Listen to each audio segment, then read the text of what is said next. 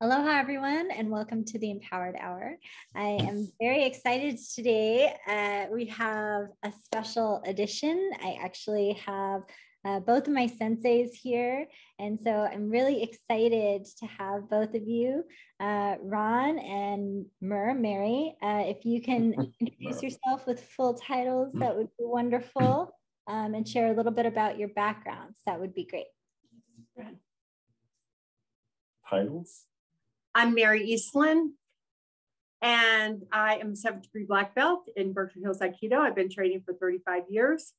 We have a dojo at our house called Berkshire Aikido, and this is my husband, Ron Ragusa. Hi there. Yeah, I've been training for 45 years, and Mary pretty well covered all the rest there. Awesome. So I'm excited. I've been with you since the spring of last year, and I just feel like it's so different as far as the environment from what I'm used to at dojos, that I really just wanted to bring both of you on, just because I think that it's really important to provide safe spaces and have opportunities. And I feel like this is something that for me has just been a really big game changer. So I just really appreciate both of you. I wanted to know, because you've created this space, how did it start? And then just a little bit about why you wanted to create the space that you did. Well, it started with you, It so you did go. start with me. Yeah. I started training in Pittsfield, Massachusetts, 1976 at the Y. And I studied with a woman who was a student who eventually went on to become my teacher, Shuji Maruyama. And we progressed through the years. She left after I had been training for 5 years, and I took over the dojo. And we moved to different venues over the years, always renting space. And then when Mary and I got together and moved into this house, we rented a very large storage unit at my buddy's place, his storage place. And we set up our dojo there. And we stayed there for about 10 years. And then Mary decided that, why are we paying all this money to these people when we could be paying ourselves and have the dojo at our house? So that's what we did. We went out, we ordered a garage kit that became our dojo. We hired people to build it. And so we have a nice 24 by 32 foot space that's never had a car in it, or a power tool, or anything else that garages normally accumulate. And that's where we train, except in the winter, when we were doing Zoom, we trained upstairs here. So that's it, kind of a nutshell, how we came to be here. To supplement that, we have also trained all over the county and New York State and Connecticut. We decided that about 14 years ago that we were just going to come here, because we've taught at Massachusetts College of Liberal Arts, Berkshire Community College. We taught in Hancock. We taught in New York. You know, we've done tons of self-defense seminars. You know, we were all over the place all the time, because we tried to do it full time. We used to have a huge children's program with 1, 2, 3 classes and about 30 kids. And we used to have like 50 adults. So we were very large back in the heyday when Aikido, before MMA, when Aikido was popular. So, you know, but then we just, when we came to our house, we decided to scale back a little bit, and we gave like BCC to Kim, and another student of ours took over Massachusetts College of Liberal Arts, because we just decided we wanted not to travel anymore. Yeah. So I started training after Ron had been training about 10 years. And one of the things that one day I was sitting, we went to summer camp, and I was sitting there, and I was the only woman at the table at dinner afterwards. And I said to the universe, we need more women. So it wasn't like a couple years later when the dojo was about 50-50. And now, as you can see, we're more like 80-20. You know, we definitely have more women than we have men. But I think it's because we both do teach, and we, you know, we try to treat each other as equals. It's not always perfect, but it's what we strive for. And we really do focus on having it be a safe place for everybody. Yeah. I definitely got that feeling, you know, for me, you've always been very welcoming. And even for me, you know, I come from a whole background studying Aikido at another dojo. And, you know, and sometimes I've seen the space where I was teaching, and students would come in who had been from other schools, and the dynamics were very different. It wasn't as welcoming from the lead instructors who I was learning from, when students would come in and say, hey, I already have this background. So I've just really appreciated both of you, just because you are so welcoming, and there's so much that I've learned that's new. I think it's really important for people when they come into a new space. I always think that it's important for them to have an open mind of like being willing to learn, instead of constantly like, hey, what is that? We do it this way, or different stuff. So I've just really appreciated both of you for that. This is the first time that I've seen a husband-wife duo. And so for me, it's like an adjustment in a really great way. How did you decide, like, hey, let's do this together? What was that like? Go ahead. Well, I didn't decide. I've been teaching since I was a brown belt. Well, actually, I started teaching kids when I was a blue belt. So I've been teaching for 33 years. And when, I guess it's when I don't know. I used to teach my own classes, and Ron taught his own classes. And then we moved in here, and we both wanted to train 3 times a week. So I think, I'm not even really sure. It just sort of evolved. Yeah. Organically. Yeah. Yeah. But I think one of the things is that I think Ron's a very good teacher. And I think he's always taken into account that, you know, I'm a very dedicated student. I have not only, you know, like we don't have a swimming pool. We don't have a lot. We have a dojo at our house. I mean, that's where our big investment went. It cost us $60,000 for a dojo at our house. And, you know, if we were different people, that wouldn't have worked for us. It's the dedication we have to each other and the art. So I think that one of the things Ron took into consideration as his senior student and the person that's been in with him the longest time, in order for me not to want to wander off and do my own thing, he had to really create a space for me to be equal because of my dedication to the art from time and training. You know, when I was younger, I used to train 7 to 8 times a week. So it's only 3 now, but it's, you know, it's just a lot of training and a lot of time. And I think Ron recognized my dedication by becoming actually my student, which has been quite an adjustment for both of us and been really good for us. It's awesome. Yeah. The whole thing is a pretty unique experience. I mean, I'm not aware of any Aikido dojos anywhere that have a husband and wife co-teaching every class. They have husband and wife teams that teach their own classes, but I don't know of any that do it the way we do. I think it creates a good dynamic though. When Ron turned 40, he decided he was too old to take Ukemi. And I told him, I'm 10 years younger than him. So I said, that's, you know, and that was, I hadn't been training very long. I said, that's crap. You really need to, you know, because I think taking Ukemi and receiving and giving energy and falling and throwing is one of the things that keeps a person young and active. And, you know, Ron's going to be 75 this year. I'm going to be 65. And we still can fall and roll and every class take Ukemi. You know, it's very important for us to be balanced that way. It's not, I don't believe that anybody's an authority. I think Aikido is something that flows through me and that I get to, because of my experiences, I get to receive from it and give through it. So one of the things we didn't love with the organization that we were with was the hierarchy, you know, like people acting like they were something because they were Black belts. And that is really something we have strived to.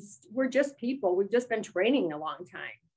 And, you know, when people go, oh, sensei, sensei, it creeps me out. You know, I like people to call me Mary because first of all, I'm not Japanese. And second of all, I'm just a person that's practiced Aikido longer than you. And if you're interested in my viewpoint, you're welcome to it, but please don't think we're anything but equals. Well, thank you for sharing that. And then also, you know, this is during the pandemic, especially, I think everybody had to adjust. I know that I did for online classes and different stuff like that. Your online classes are very unique. I think that there are certain people who just, you know, I've been in a large group of self-defense people who are like, oh yeah, I can't teach online, or teaching online isn't possible.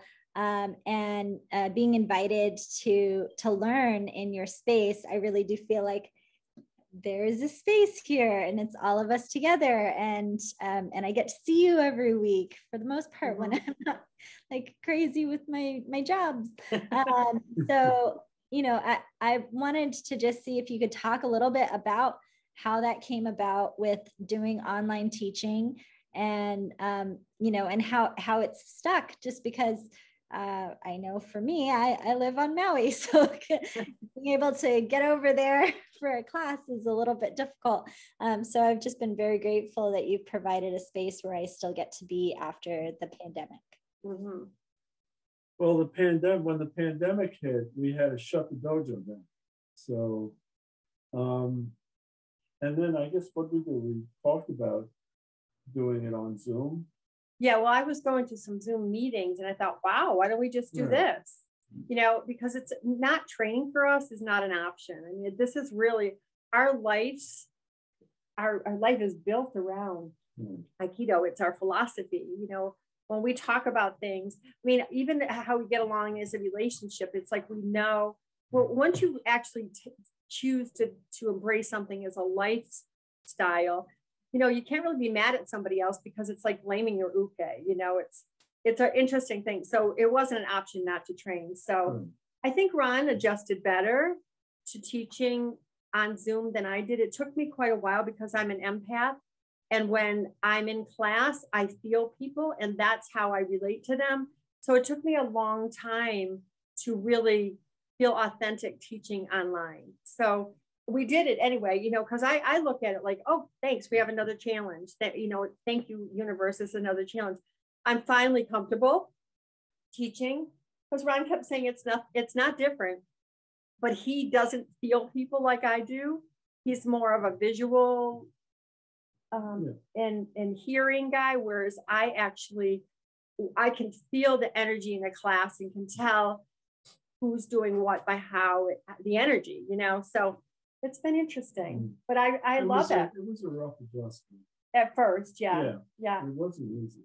I mean, I felt like really awkward, and I didn't like addressing a computer monitor. And also, you know, when I teach, I like to interact with the students so I can feel what's going on. Because I can't really tell just by watching. You know? But you mean feel like as your uke or naga, right? Feel what they're doing. See how they feel. Because that's how I gauge a student's progress. I feel them. So that component is not present for me via Zoom. So I had to hone in on what the students were doing and look at it visually and imagine how it felt.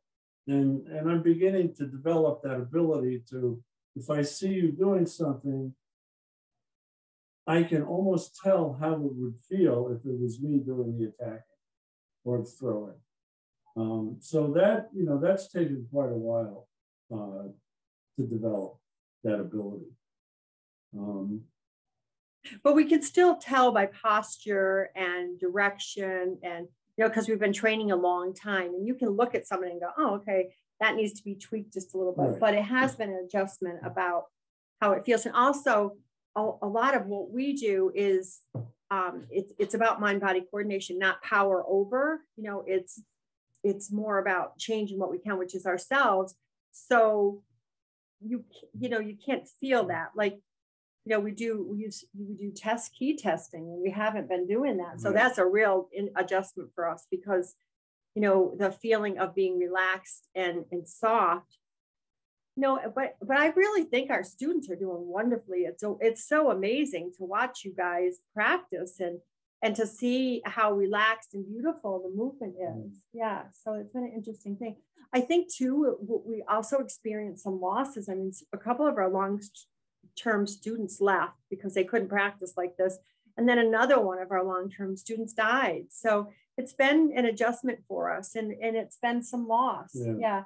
But I'm looking forward to having hybrid classes that start on Tuesday, because Dora and Kim are going to come back to class, and we'll still have this. So it'll be nice. Yeah. Yeah. I was actually surprised at the number of students who have been with us for decades could not make the transition to a Zoom class. Yeah. For whatever reason.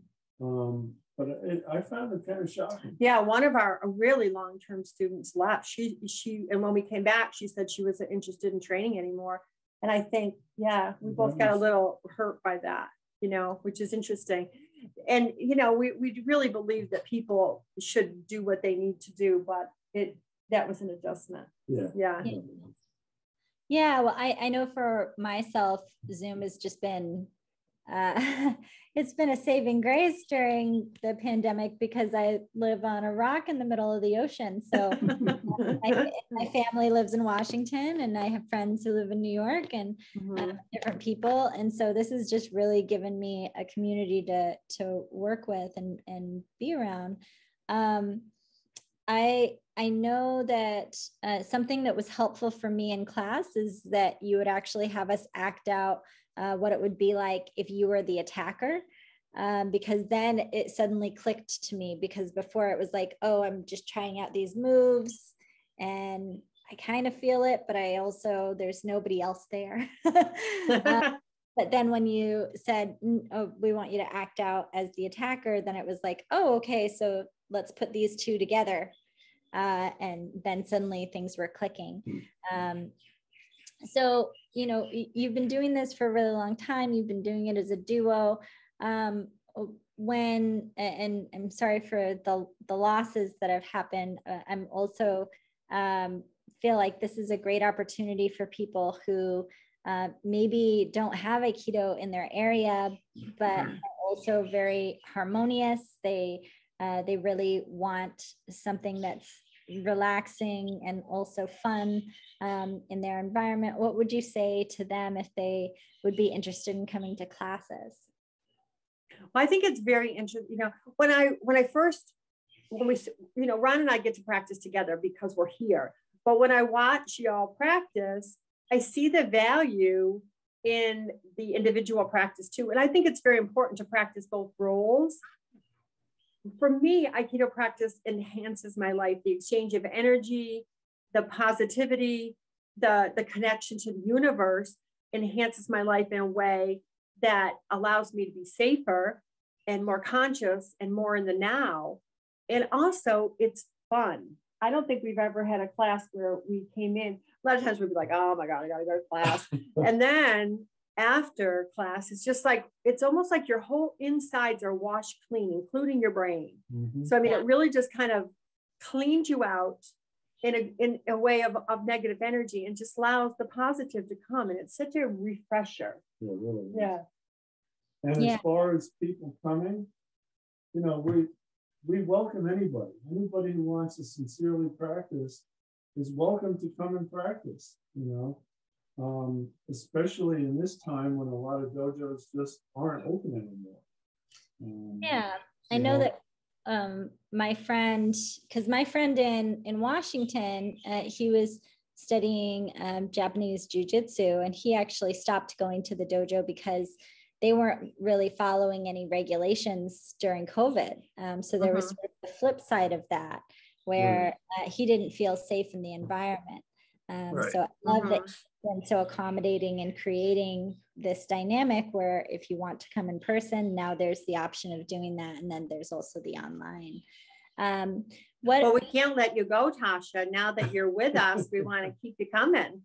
And also, we have Karen who trains, and Barb is in New Hampshire, Maine, and Karen's in Connecticut. And Justin said he can't train anymore. He was in Nova Scotia, but he said he can't train anymore. But still, I mean, I love the option of people coming in. I can't see how it hurts a thing. You know, it only can enhance your body-mind coordination and your balance.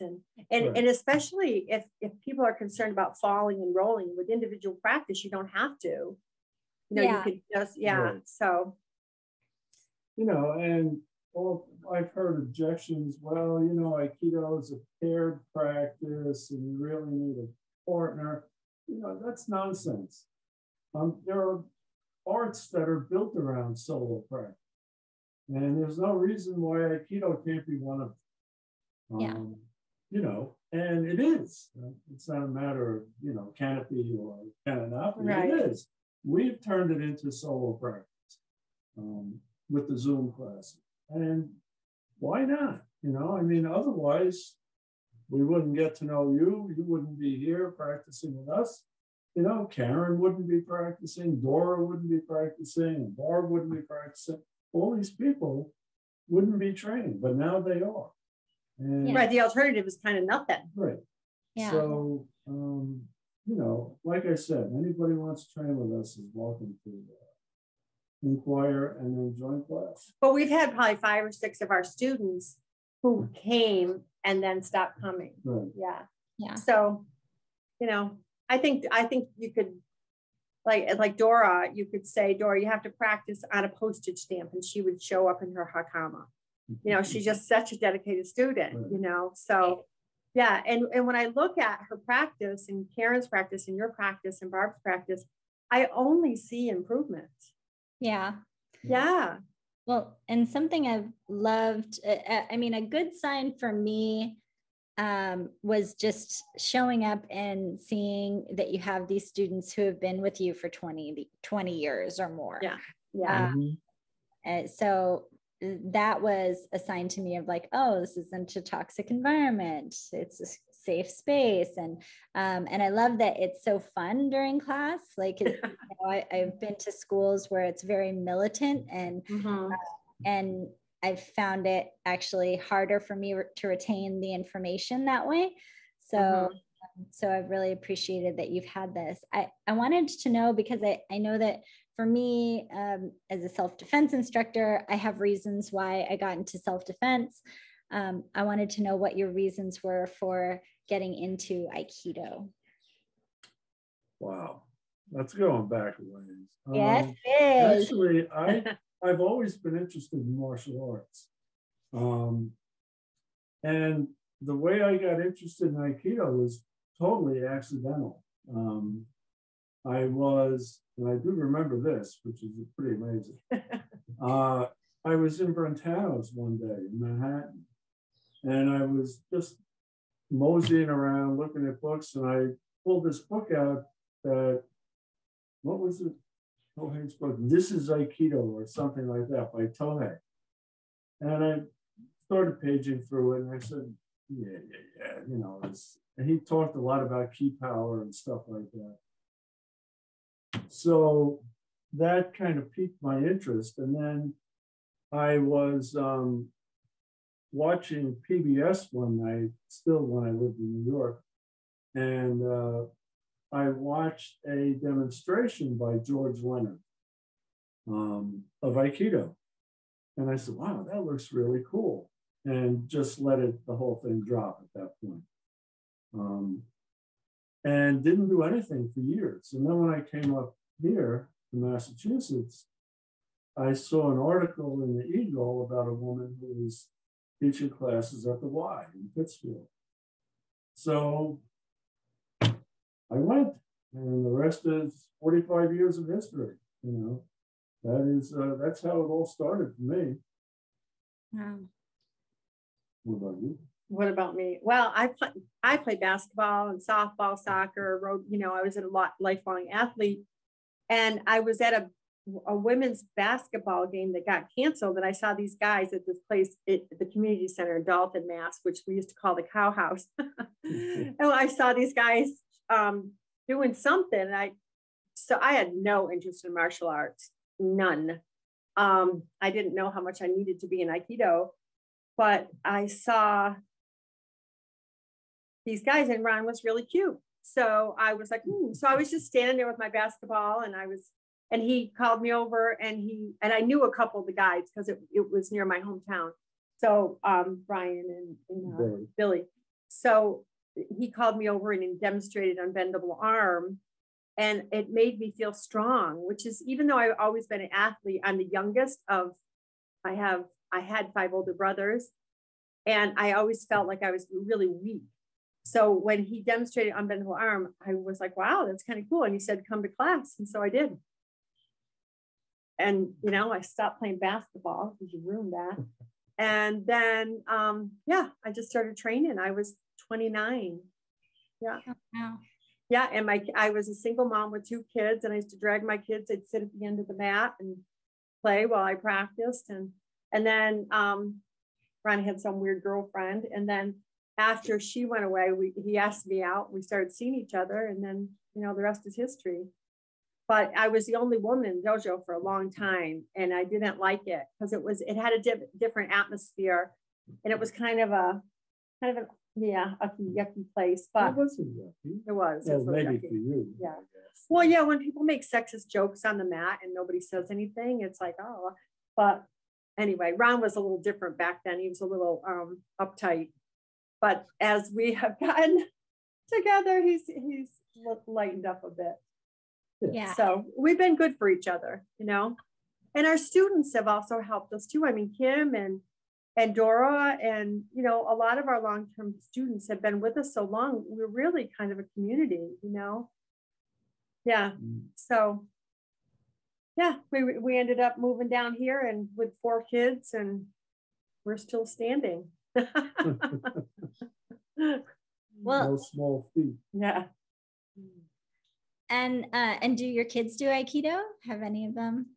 No. None of them. We made them all, but none of them stayed. Yeah.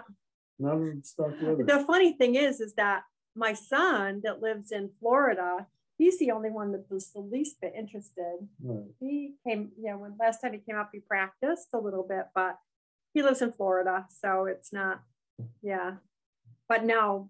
Yeah, no, none of them. We have.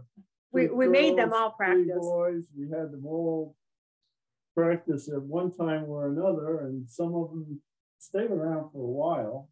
Yeah, sort of, but nobody liked it really. No. Yeah, it's so weird. I mean, it's like totally free and you can do it. And none of our grandkids either. No. Oh, wow. Yeah, so that's okay. That's we amazing. just go with the flow. Yeah. Well, I know that for me, I really loved Aikido because of the fact that you haven't met me in person, but I'm 5'4", technically 5'3 3/4, but the 2 up. And I loved having a style where I could go up against somebody who was, 6'4", and I could do a move and take that person to the ground, and not do it where I was just straining and suddenly, busting a hip or something like that. So yeah, if you can talk a little bit about Aikido in general, the methodology, just so that people have a little bit of an understanding of a little bit more of what it is and how you've sort of catered it, that would be great. I think especially our style of Aikido is more about letting than forcing. And it's really taking the energy that is provided and then reconciling it into peacefulness and not forcing a solution. Sometimes we'll emphasize in class about moving ourselves rather than moving someone else. And those subtleties are what make it such an effective art for smaller people or older people. You know, I mean, both of Rod and I are very strong. We lift weights, we ride our bikes, and we walk and stuff, but still, it's not, I can't say I don't feel as good as I did when I was younger, because I actually feel better. I think that the long-term effects of the lifelong effects of long-term practice we've really been reaping the benefits of them. Definitely. So, but our style, we don't do high falls, we don't do hip throws, you know, and we're gentle and considerate with each other while we're still practicing effective technique. And, you know, sometimes people say that like we don't emphasize self-defense, but there's not a bit of it that isn't. We're always conscious of that, because it's just because something isn't about fighting doesn't mean we're not about keeping ourselves safe and strong. Yeah, I just about Aikido in general, you know, in the 80s, the 70s and the 80s, Aikido really was very popular. I mean, that's when we, 80s, early 90s, yeah, in the 80s, we had our dojo was at its largest in terms of students. And I think a large part of that was due to Steven Seagal. He was two sides of a coin. He really helped popularize Aikido, but I think he also helped distort what Aikido is all about in his movies. Right? Yeah. Aikido's not about. And now he's just an embarrassment. Yeah, okay, we won't talk about that. But he really did a lot to popularize the art. But he also, you know, took away from the art, I think, what Weishuba really wanted to convey. And that was Aikido is a vehicle for personal development. Your Aikido comes out. It doesn't get pushed into you, right? It comes out of you. And a good teacher will drag it out of you or facilitate your letting it go. Yeah. And so it's not about being able to take somebody's head off or, you know, break somebody's wrist with a Kokikai or whatever. That's just all, to me, all nonsense. Who cares? You know, I mean, I've been at this for 45 years. And if I had to measure how much it was worth on how many times I had to use it outside the dojo, I would come up with a big fat 0.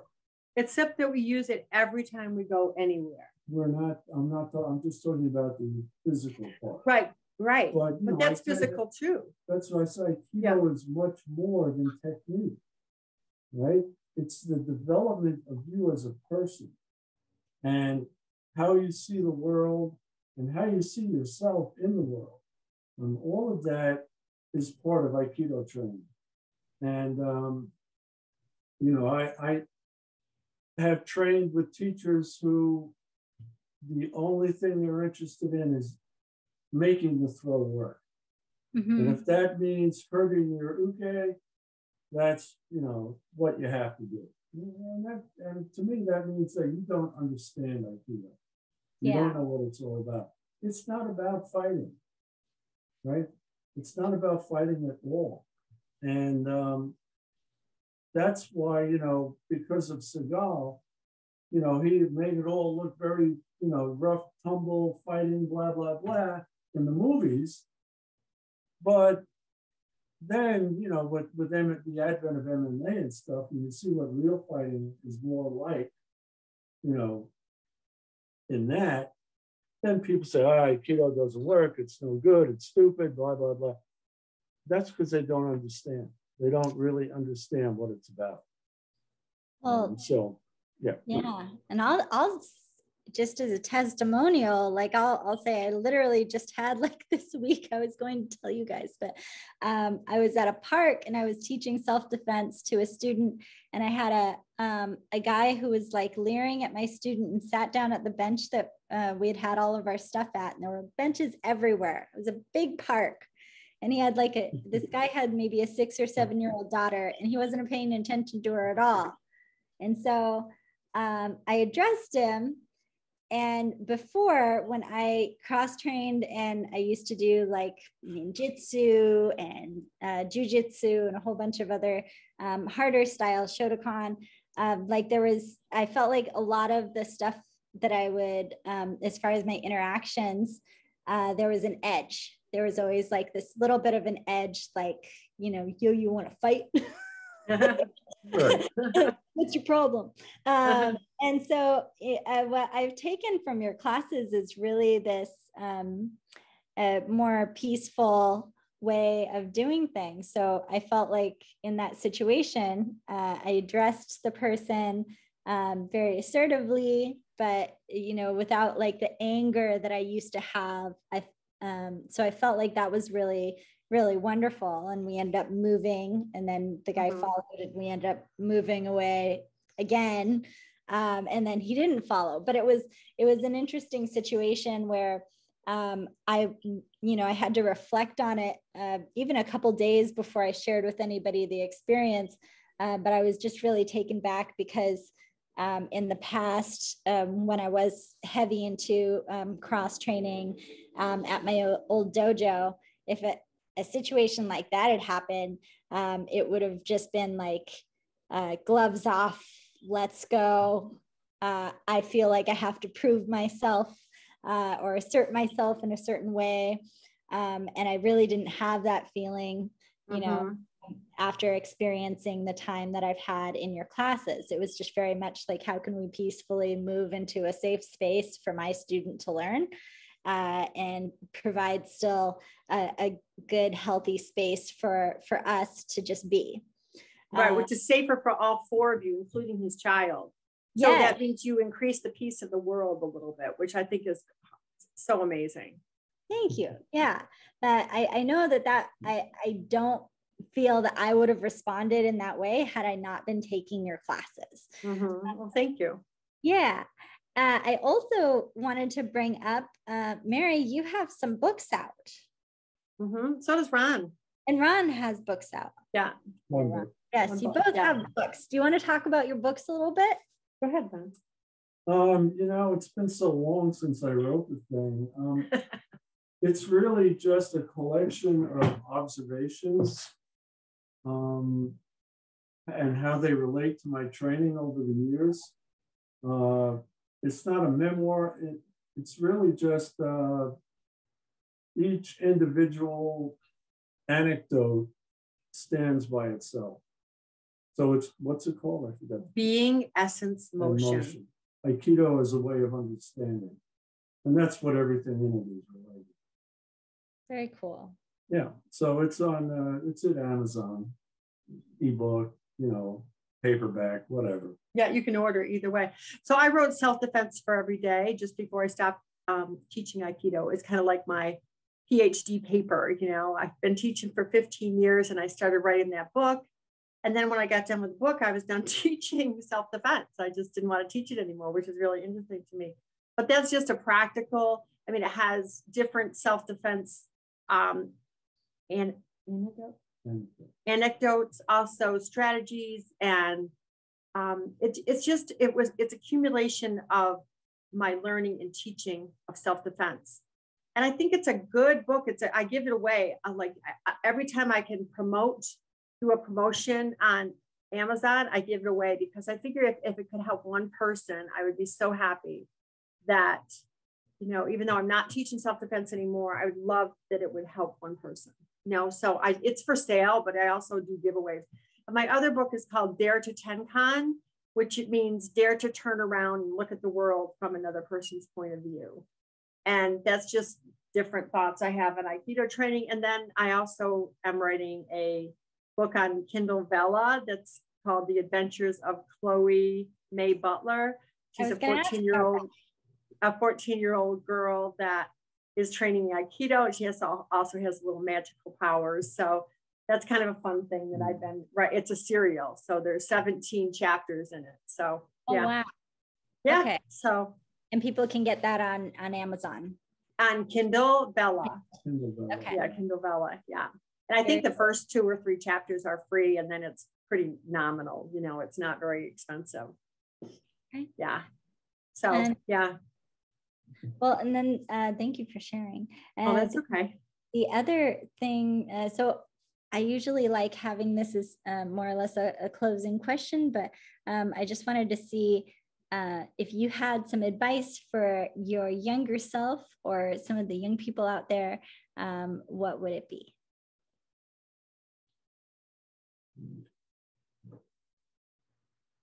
Mine would be, you're beautiful and you are wonderful and you are powerful.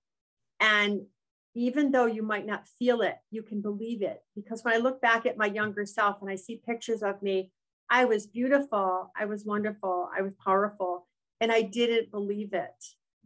And if I could just write a letter to every single young person, no matter what they look like, their sexual orientation, you know, anything, you are beautiful, you are wonderful, you are powerful. That's what I would like people to know. Awesome. And for me, I'm not much, you know, I don't really give a whole lot of advice except to Mary, of course, but I would just have to say that for young people, try to be aware of how much you don't know. Because you don't know anything. And that's, I'm not being facetious. Because after, you know, over the years, I have realized that when I look back at some of the things I did and some of the ways I behaved, I realized that I did not have a clue. I was pretty clueless, pretty much for my 20s and my 30s. I was like totally clueless. I didn't really start getting with the program until I hit my 40s, you know? Yeah. But yeah, but if I knew what I didn't know when I was younger, things may have been way different, you know? But of course, I can't complain about the way they did turn out because they turned out great. But in any event, just realize what you don't know because you don't know anything, you know? Yeah. And that's what life is about, is learning. It's a lifelong lifelong learning experience. Yeah, there's so there's an 8.5 year difference between me and my partner, and so a lot of times for me, I would say you're gonna realize in about 5 years what you're saying is not making any sense. And I truly do. I look back and I think about just my expectations of certain things and looking at where I'm at now, and I know it's going to be completely different 10 years, 20 years from now, 30 years from now. But I just would say things to my parents like, why don't you just do this and then it'll be totally fine. I don't understand why there's such a problem. Why don't you just work out and do a couple of push-ups and then you'll be at like the target weight that you're looking at. It was just like this simple thing in my head, and then suddenly 10 years later, after dealing with an accident and everything else, I'm like, oh, it's a lot harder than it looks like. Maybe I shouldn't have jumped to conclusions and made it sound so easy. So yeah, I definitely get where you're coming from, Ron. And I appreciate it. One of the things I wanted to know, like, how can people get a hold of you? You know, that they see this, they get inspired, they want to learn. If they want to, the easiest way is to just do a Google search on Berkshire Hills Aikido. Okay. Or Aikido in Berkshire County, Massachusetts. Any, you know, just a general search will bring up our website, and there's a contact form on the website that they can contact us with. You could also email me at kaitonydavid@gmail.com. Awesome. Yeah. Perfect. And we'll have that in the description just as an FYI to viewers. Ron, Mary, thank you so much for coming on. I just really appreciate both of you, and I really appreciate our community. So I really. Well, we're glad to have you. Thank Tasha. you. Yeah, it's really yeah. To the dojo. It's really fun to have you in class, and thank you for having us. It's been fun to talk about this because, you know, I feel like we're getting the dojo ready to open again, and I just feel, and to be on the mat the other night was, it just and today was just like, oh my gosh, I forgot how fun it is to be in this beautiful space that even though when we practice upstairs, it's still fun, but to be in our dojo, it's like, we have this beautiful dojo right at our house, and it has all these windows and the doors open up. It's just gorgeous. So I hope someday you get to come train with us in person. I think you'd have fun. I want to. Yes, that is the plan. And I don't think I mentioned the fact that Kim kind of introduced you to us. And, I didn't talk about Kim at all. And I was thinking that, she's such a wonderful part of our dojo. And she was my self-defense student for such a long time. I feel such an affinity with her. The first time that she trained with me at a small satellite dojo we have. And I invited her to come to our regular dojo to a class I wasn't going to be at. So she and her friend Lynn came down. And they saw all these guys walking in, these big guys, including Ron, who's not that big. I mean, he's 5'11", but, and they got so freaked out, they got in their car and drove away. Oh, no. Well, they came up, Kim and Lynn came up to me and they said hi, and I go, hi, how you doing? And they both pivoted and just boom, went right back to the car and drove away. Oh, well, I said, what happened to you? And she said, there's too many big guys there. And then the cool thing about the guys at our dojo, what's happened is the hard-headed weird guys don't stay because of the atmosphere at our dojo. So any guys that train with us, we actually do have more than you'd seen because none of them are coming to the Zoom class, but they're just really good guys. Right. Well, Yeah. Over the years, we have had our share of hammerheads, in the dojo, both male and female. Mostly male, that's true. But you know what? They weed themselves out because they find that it's just not the kind of atmosphere that they can thrive in. Have you ever had to ask anyone to leave? Yeah, but I don't want to get into, yes, we have. Only a few, like probably 2 or 3. Usually people just leave. A lot of times people have trouble with a female instructor, really macho guys. And the thing about Aikido is, and you can't feel me because you haven't ever felt me, but I'm really strong. I feel it all. I'm really positive. I see it. But I'm really powerful. And it's because I train a lot, and Aikido does make you powerful. And they'll give me a hard time. I had one student tell me, throw me as hard as you can. And I said, no. And he said, come on, throw me as hard as you can. I said, no, I'm not going to do that. So he said one more time. And then Ron kind of nodded at me. So I threw him not as hard as I could, but a little harder than I normally throw people. And he kind of laid on the mat, and I thought he was going to cry because he was so flattened. But it doesn't, you don't need to throw people hard, but sometimes as a woman instructor, I did need to really stretch myself to be, to stay in my power and not get angry and not have to prove anything, but having the support of Ron in that, one of the good things about being married to your teacher is after class, we can talk about class. So I think that's one of the things that, keep us even, Yeah.